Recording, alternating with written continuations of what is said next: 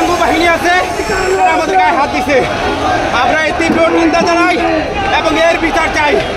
আওয়ামী লীগের সাথে যারা রাজনীতি করে আহত নিহত পরিবারের গায়ে হাত দেওয়াটা তাদেরকে এই অধিকার কে দিয়েছে সেইটা আমরা জবাব চাই। এর জবাব যদি না দেওয়া হয় আমরা প্রধান উপদেষ্টার কাছে যাবো।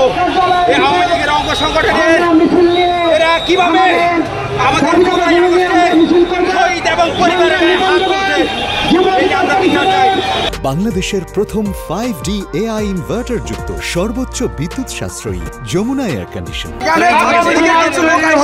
এখানে উচ্ছৃঙ্খলা সৃষ্টি করতেছে, এখানে ছাত্রলীগের আপনাদের সমাবেশে ছাত্রলীগ কিভাবে ভাই এটা তো আমরা দলমত